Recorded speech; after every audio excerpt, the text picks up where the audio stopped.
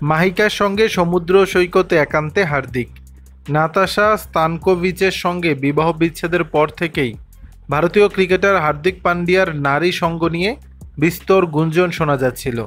সেই গুঞ্জনকেই আবার সিলমোহর দিলেন হার্দিক। শুক্রবার মডেল মাহিকা শর্মার সঙ্গে মুম্বাই বিমানবন্দরে দেখা যায় তাকে। এরপরই সমুদ্র সৈকতে অন্তরঙ্গ মুহূর্তের ছবি সামাজিক মাধ্যমে ভাগ করে নেন। এই ছবি পোস্ট হওয়ার পর থেকে শুরু হয়েছে নতুন আলোচনা।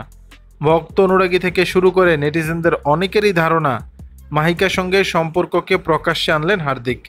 এরপরই প্রাক্তন স্ত্রী নাতাশার একটি ইঙ্গিতপূর্ণ পোস্ট ঘিরে ফের চর্চা শুরু হয়েছে নেট পাড়ায়।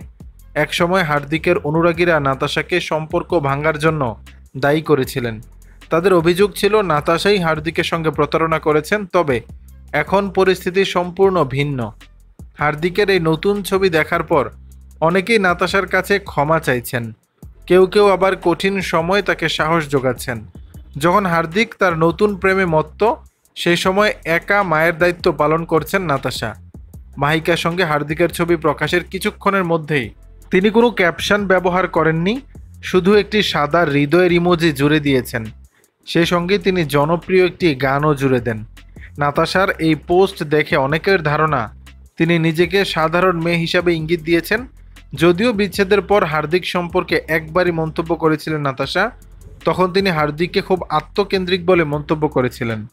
দর্শক, বিষয়টি নিয়ে আপনাদের মতামত জানাবেন নিচের কমেন্ট বক্সে।